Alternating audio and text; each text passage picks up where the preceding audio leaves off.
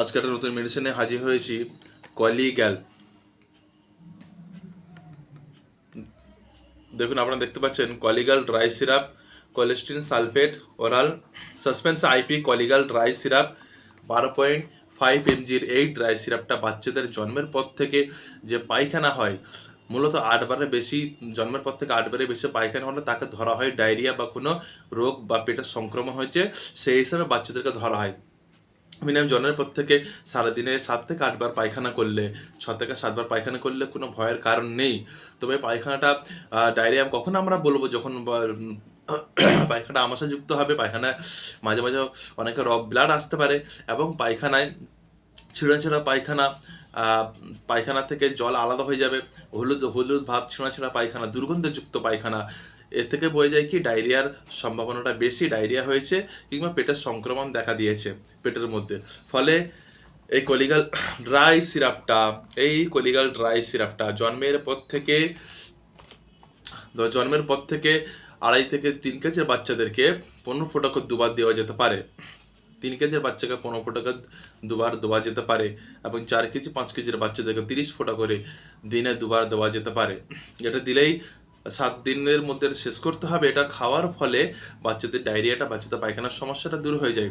এবার যে বাচ্চার বডি ওয়েটের সঙ্গে সঙ্গে সামঞ্জস্য করে এই কলিগ্যাল ড্রাই সিরাপটা দেওয়া হয়। বাচ্চার মূলত পায়খানা যাতে বন্ধ হয়ে যায় সেই জন্য দেওয়া হয়। এই ড্রাই সিরাপটা মূলত ডায়রিয়ার ক্ষেত্রে ব্যবহার করা হয়, পেটের ইনফেকশনের ক্ষেত্রে ব্যবহার করা হয়, লুজ মোশনের ক্ষেত্রে ব্যবহার করা হয়। জন্মের পর থেকে কেজির ওপরে বাচ্চার বডি ওয়েট, বাচ্চার স্বাস্থ্যের ওপরে এই মেডিসিনটা ডোজটা দেওয়া হয়ে থাকে। আপনারা যখন এই সিরাপটা দেবেন, ডাক্তারের পরামর্শ করে এই সিরাপটা দেবেন। 8 কেজি 9 কেজির বাচ্চাদেরকে এটা 5 ml করে দিনে দুবার দেওয়া যেতে পারে এবং 11 কেজি 12 কেজি বাচ্চাদেরকেও 5 ml করে দিনে দুবার দেওয়া যেতে পারে। আমার চ্যানেলটা সাবস্ক্রাইব করবেন, মেডিকেল কনসালটেন্ট, আমি শেখ নাসিরুদ্দিন।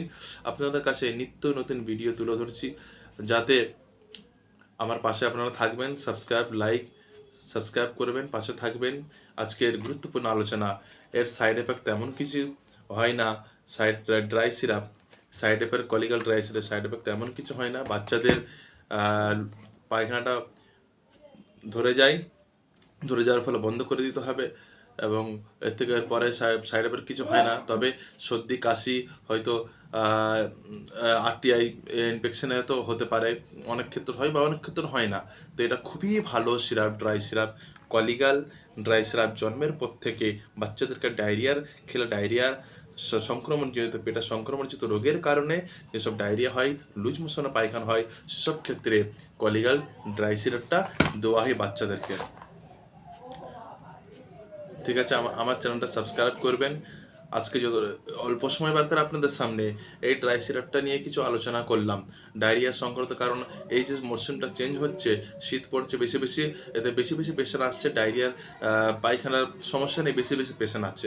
এর সঙ্গে আরও কিছু মেডিসিন অ্যাড করা হয় যাতে ডায়রিয়াটা তাকে পায়খানা থেকে সুস্থ করার জন্য। খুবই ভালো মেডিসিন, এটা খুবই ভালো এর রেজাল্ট।